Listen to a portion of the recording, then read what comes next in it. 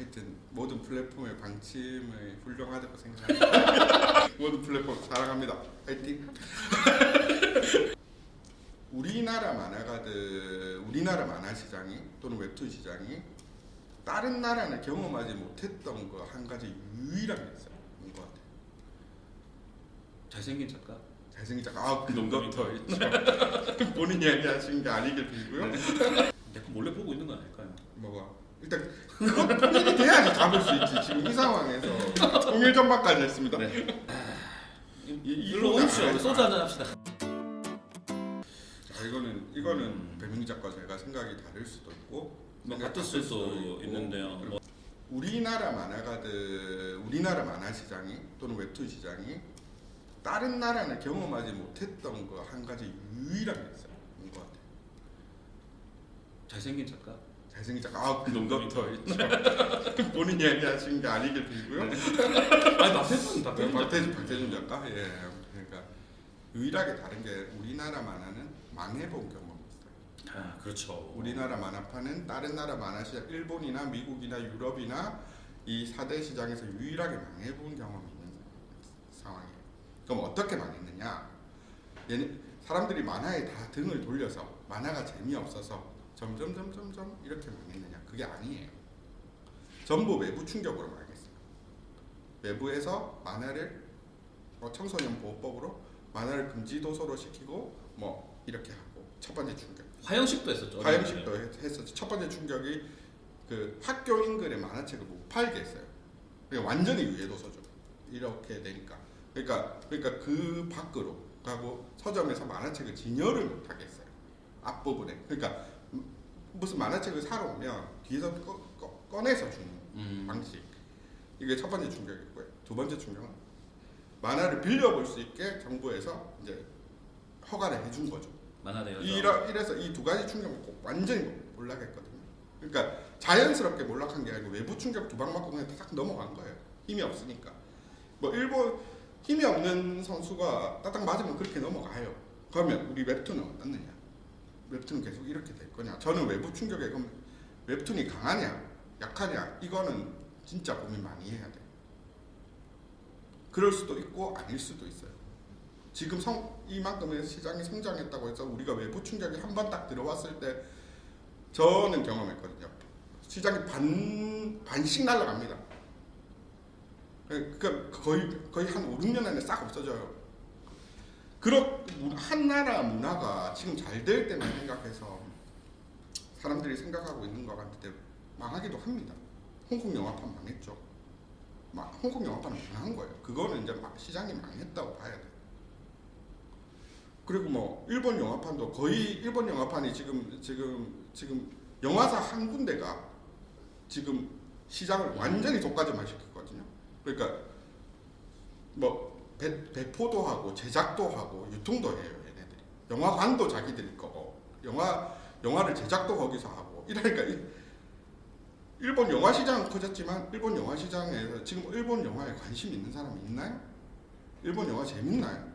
옛날에 불과 1, 20년 전만 해도 저 일본 영화 되게 재밌어요. 어마어마했죠.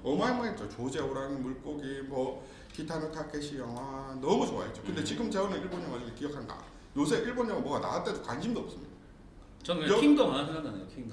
킹덤이 박스 오피스 4위 했다니까요. 일본에서 작년도 19년도 박스 오피스 4위 한 게 킹덤이에요. 그 왕기장도 수영 그대로 만화책 달고 나온 그 그렇죠. 그렇게 된 겁니다. 독과점 시장이 그런 거예요. 무서운 겁니다. 문제가 있는 것 같네요. 문제가 있죠. 왜냐하면 자기들이 완전히 시장을 장악하고 나니까 일본의 그 토에이죠. 영화사가 맨날 후지산에서 파도 팍 치는 장면이 나오는 그 영화사가 일본 영화를 잡고 나서 일본 영화는 완전 세계 시장에서도 죽었고 고레다 히로카즈 감독밖에 안 남았어요. 근데 그 한두 명 천재로는 절대로 시장이 안 살아납니다. 그 얘기는 지금 네이버가 토에 그렇지 않죠. 그런 걸 그렇지 않죠. 이야기가 그렇게 되나요? 독과점 하면 망한다. 그렇게 되나요? 그런 식은 아닙니다. 그럼 배민기 작가 생각에 저는 아까도 말했지만 네이버와 카카오의 방침에 항상 순응하는 작가입니다. 감사합니다. 근데 이게 독과점이라는 표현이 조금 거부감 있게 들릴 수는 있으나 아무튼 이렇게 시장이 이렇게 되는 거를 어떻게 우리가 제도나 시스템을 어떻게 막겠어요? 그러니까 재미있는 게 많으니까 사람들이 가서 보는 건데 그걸 어떻게 뭐 법으로 뭐 이걸 어떻게 그러니까 시장이 점점 우리 그 보면은 진입 장벽이 시장에 우리 만화가들의 진입 장벽이 높아진 게 아니고 이제 플랫폼 사업을 이제 못 합니다. 웬만한 돈을 들고 이 거대 플랫폼 신규 사업자가 들어올 수가 없죠. 이거 뭐 진짜 우리가 술자리에서 진짜 농담으로 하는 말 삼성에서 해야 되는 거 아니야? 삼성 현대 정도는 들어갈 거야. 삼성에서 그래도 한번 비벼볼 만하지. 그 웹툰 사업을 해야지. 그래도 우리끼리 삼성에서 한다고 가능성이 있을까? 어쩌면 삼성도 안 될 수도. 삼성도 안 될 수도 있어요. 그러니까 과점 시장이라는 거는 그렇게 일본 영화사처럼 그렇게 망할 수도 있고 외부 충격으로 그렇게 될 수도 있습니다. 저는 그런 경우도 몸소 체험했고요.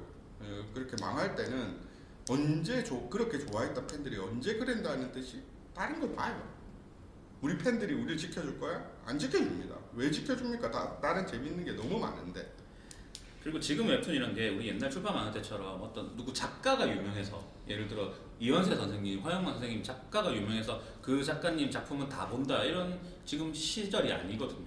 그냥 작가가 누구인지는 사실 이제 관심도 많이 없어. 박태준, 김기한 정도 안 되면 다 그냥 그 작품만 보는 거기 때문에 이 작품으로 좀 떴다고 해도 소위 말하는 떴다고 해도 다음 작품이 재미없으면 그냥 안 되는 게 또 지금의 만화판이라서 그 작은 좀 중소규모의 플랫폼들이 그래서 더 어려운 것 같아요. 스타 작가라고 전에 좋은 작품 했던 작가를 데려왔는데 큰 돈 주고 데려왔는데 그게 네임밸류와 다른 거랑 콘텐츠의 재미가 이기까지가 이게 좀 짧은 이야기인데도 원체 좀 작가들이 궁금해하는 부분이 조금 길게 얘기했는데 마지막으로는 이제 조금 좋은 점에 대해서는 또 한번 이야기해보죠.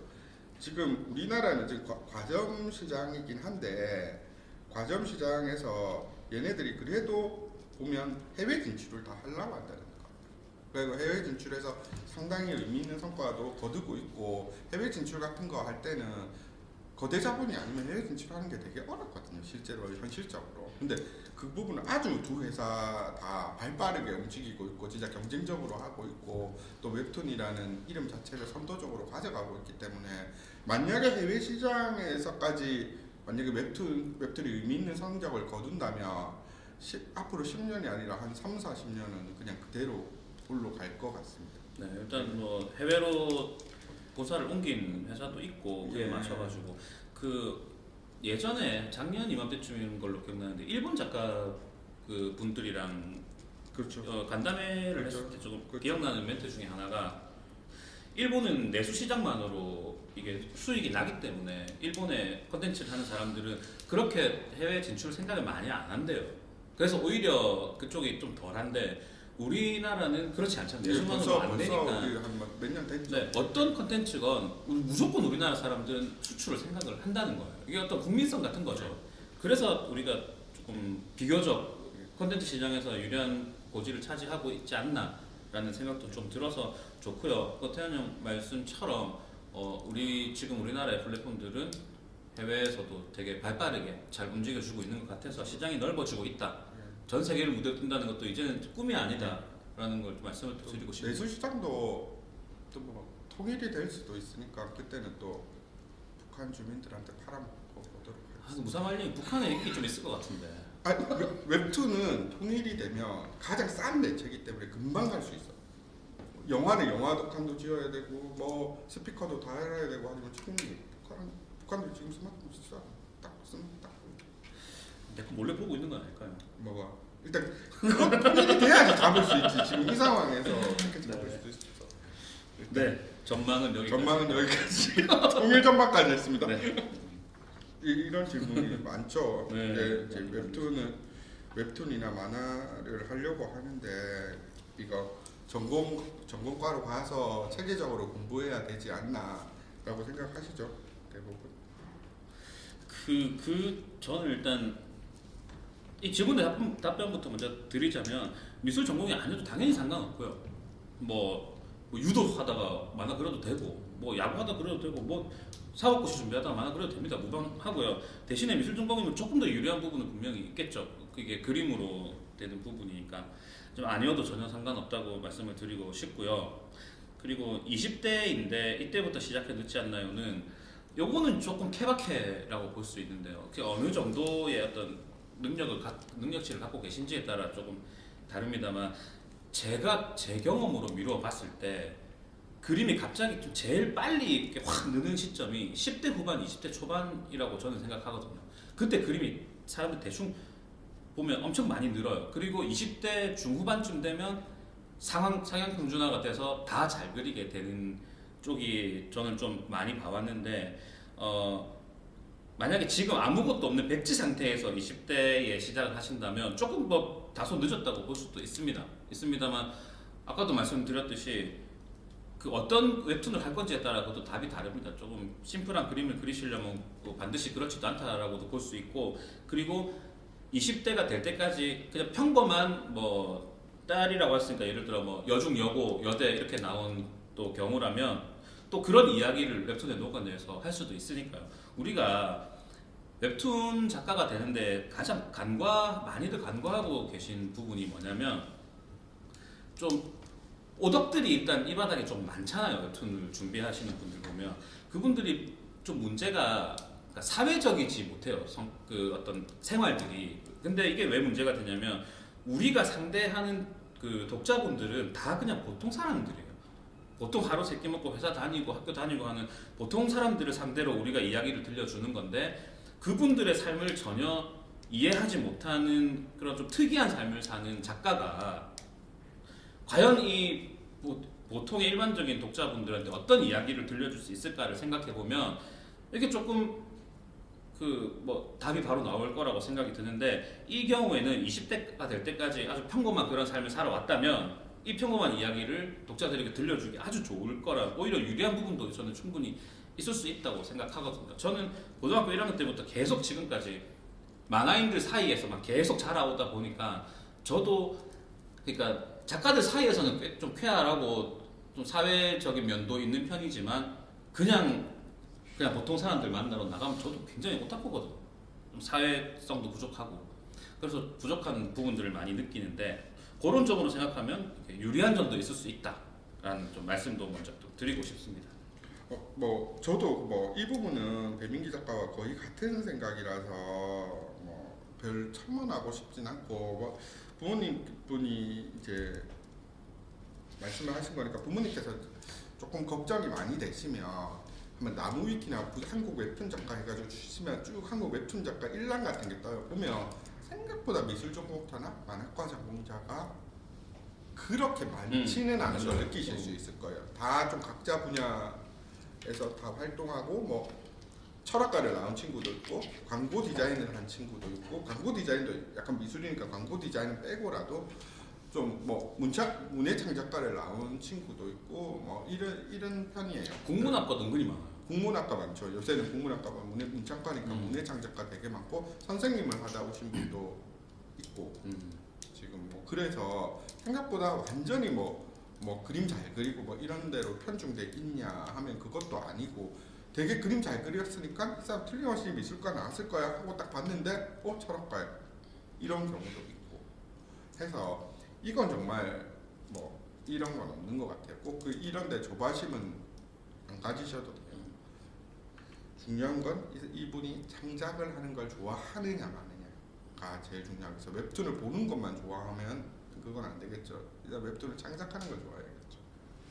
이게 좋아하지 않으면 진짜 하기 힘든 일이에요. 하기 노동 힘듭니다. 강도가 너무 세.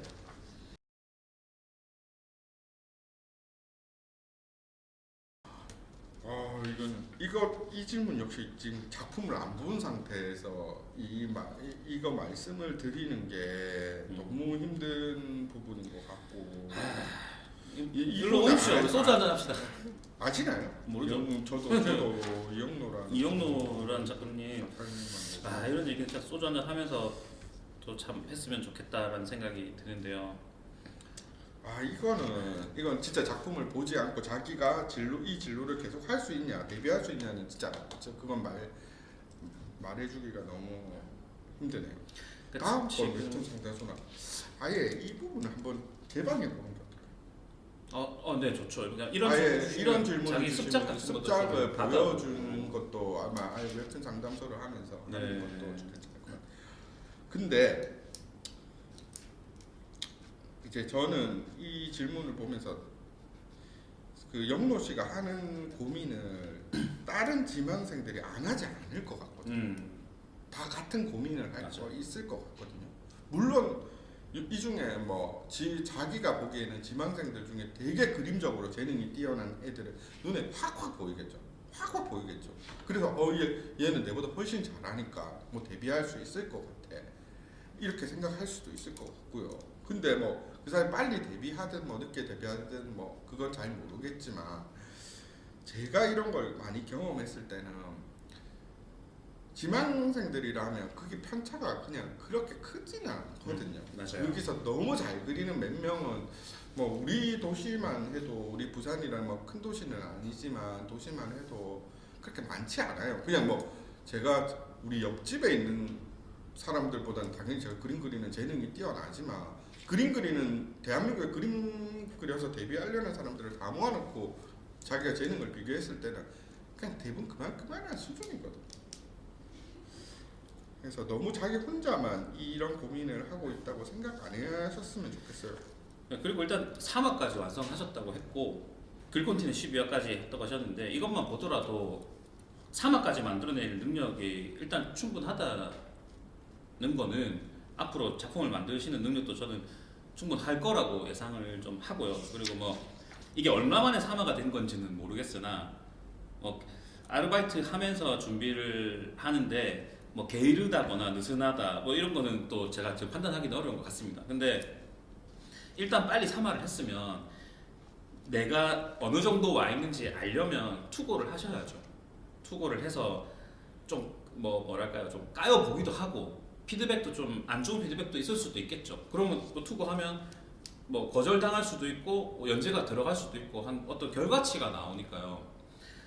공모전에도 계속 출품을 해보시고 그 각 플랫폼마다 그 메일 화면에 보시면 투고하는 메일이 주소가 크게 적혀 있어요. 뭐 이렇게 준비해서 이쪽으로 투고를 주세요. 해서 투고를 하면 뭐 빠르면 한 2주, 늦어도 한 달 안에 아마 피드백이 올 겁니다. 대부분 피드백을 해주거든요. 아 움직여라. 네, 먼저 움직여서 내가 어디쯤 있는지 알고 있어야 내가 이 차기작을 준비할 건지 아니면 이쯤에서 뭐 접을 건지 이런 판단도 내릴 수 있거든요. 지금 영로 씨가 이대로만 계속 겁만 내고 있다면 뭐 겁낸다고 표현해서 좀 죄송합니다만 그렇게 생각하고 있다면 이거 아무것도 달라지는 게 없다고 생각합니다. 조금 더 용기를 내셔서 투고해서 욕먹을 준비를 하고 투고를 하셨으면 좋겠어요. 또 너무 맞는 말씀이네. 꿈은 뭐 근데 바로 되겠죠. 저는 진짜 이런 질문을 했을 때 이 생각을 저는 못한 게 뭐냐면 당연히 투고는 해봤을 줄 알았어요. 그러니까 그랬을 수도 있죠.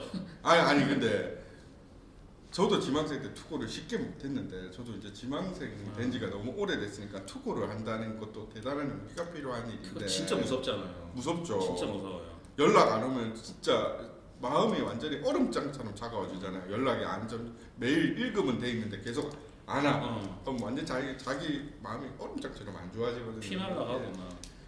자, 근데 너무 투고해서 피드백 받는 게 두려우신 분들이 주로 공모전 같은 데만 그렇죠. 보내는데 그렇죠. 공모전 좋죠. 물론 좋은데 공모전은 이게 입상하지 못하면 아무 피드백이 없어요. 그래서 이게 내가 그냥 떨어졌다는 결과만 알고 욕은 안 먹어서 좋겠지만 저는 좀 피드백을 받는 방식으로 투고를 하는 것이 어떨까라는 생각이 그리고 듭니다. 공모전이라는 좀 마음의 날짜 이런 걸로 자기를 뭔가 이렇게 한다 뭔가 고시처럼 쪼고 있다 이런 것도 뭐 나쁘지 않은 생각이지만 저는 그게 지망생으로 되게 전략적으로 좋은 생각 같진 않거든요. 그 진짜 도끼자루 썩는지 모른다니까. 시간만 쑥쑥 지나가고. 왜냐하면 그 공모전만 기다리고 자기 작품 숫자를 줄여요.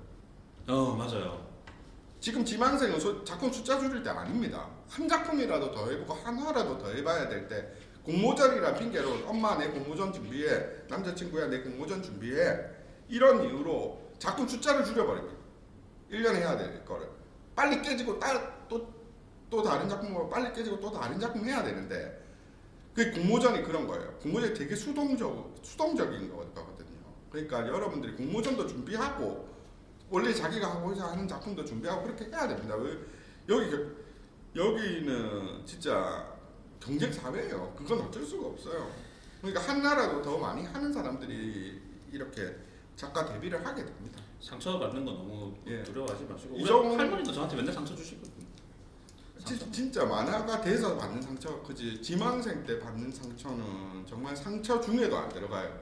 뭐 매일 안 오는 거 그런 거 뭐 약간 자기보다 잘하는 애들이 막 지망생들 애들끼리 막 잘 꼽주는 거 아무것도 아니에요. 그거 작가 되고 나서 받는 그런 뭐 질타나 멸시에 비하면 아무것도 아닙니다. 지금 그 정도는 행복한 거예요. 네. 그리고 지금 또 환경이 부모님도 나이가 드셨다고 하고 코로나인지라 뭐 돈 문제가 조금 또 있으실 것 같은데 저 진짜 이런 걸 좀 많이 보면서 자라왔어요. 그러니까 이게 만화라는 취미가 돈이 안 들거든요. 예를 들어 제가 어렸을 때 만약에 집에 피아노가 있었던 피아노를 쳤겠죠. 뭐 바이올린이 있었던 바이올린을 쳤을 수도 있고. 근데 뭔가를 하려면 다 돈이 들었는데 이 만화는 정말 돈이 하나도 들지 않았던 거죠. 그래서 많은 사람들이 쉽게 좀 시작할 수 있는 취미인 것 같아요. 그렇게 어릴 때 시작을 하다 보니까 제 주변에도 저를 포함해서 만화하는 친구들이 대부분 다 좀 그 환경이 이렇게 막 받쳐주기 어려운 환경들에 있더라고. 그래서 그것 때문에 오랫동안 버티지 못하고 그만뒀던, 재능은 좋으나 사람도 많죠. 네, 버티지 못하고 그만뒀던 사람들이 많아서 이 부분에 대해서도 저도 마음이 되게 좀 공감하고 안타까운 일인데, 일단 그래도 아르바이트를 하고 계시다고 하니 나이도 30살이면 아직 많은 나이가 아닌 것 같거든요. 조금 더 도전해 보시는 게 어떨까라는 생각이 좀 듭니다. 아니 지금 이렇게 고생했는데 좀 뭔가 좀 유의미한 결과는 조금 받아봐야 되지 않겠어요? 사람이 이 일을 포기할 때도 후회가 없어야 돼요. 저는 포기하는 게 절대로 나쁘다고 생각 안 하고, 뭐 웹툰 작가라는 직업, 만화 그리는 직업 그렇게 대단한 직업도 아니고, 뭐 내일 당장 없어져도 티 하나 안 날 직업은 맞는데 포기하더라도 자기가 해볼 건 다 해봤다 하고 포기하는 게 좋지 않겠어요? 그 아까 말씀드렸던 그 중간에 이제 그만뒀던 친구들이 요즘 웹툰 잘 된다고 하니까 좀 다시 들어오는 친구들도 있어요. 그럼 같이 술 한잔 하면서 얘기해 보면 이 미련 같은 게 평생 내 발목을 잡는 거죠. 이 특히 만화, 음악 아마 이런 것도 비슷할 거라고 보는데, 이게 우리들한테 단순한 장래 희망이 아니라 뭐 꿈 같은 거예요. 우리 꿈, 뭐 환상 이런 게 있는 직종이다 보니 이걸 그만둔다는 게 평생 동안 꼬리처럼 미련 같은 게 남아서 자신을 힘들게 한다라고 얘기를 하더라고요. 그렇죠. 그래서 이영노님은 조금 더 이왕 지금 여기까지 하신 거 좀 조금 더 도전해 보시는 게 어떨까라고 감히 좀 말씀을 드리고 싶습니다. 이걸로 이제 이번 웹툰 상담소는 마치게 됐네요. 네, 질문들도 예. 상담 내용들 다 좀 의미 있는 이야기들이 많이 있었던 예. 것 같아서 좀 재밌었어요. 윤소희 작가님 이야기나 슬기 작가님 이야기나 특히 10년 미래 이야기하는 거는 그냥 우리들의 내피셜일 수도 있었던 것 같아요. 맞아요. 완전히 틀릴 수도 있거든요. 완전히 틀릴 수도 있고 또 솔직히 너무 희망적인 지표가 많다 보니까 우리가 약간 조금 더 과장되게 이야기한 측면이 더 큰 것 같습니다. 큰 것 같아도 그래도 진짜 망해본 경험이 있는 우리 만화판으로서는 항상 경계와 그런 걸 주면 안 되는 것 같기는 해요. 우리 사실 스튜디오에 사훈이랄까요? 사훈이 윈터 이즈 커밍이에요. 윈터이죠. 늘 겨울이 오고 있다고 생각하고 만화를 그리고 있거든요. 우리들도 다들 윈터 이즈 커밍이라는 자세로 웹툰을 즐겁게 그렸으면 좋겠습니다. 다 지나고 나면 별일 아닙니다. 네, 파이팅 하십시오. 네, 여기까지 하겠습니다. 네, 감사합니다. 감사합니다.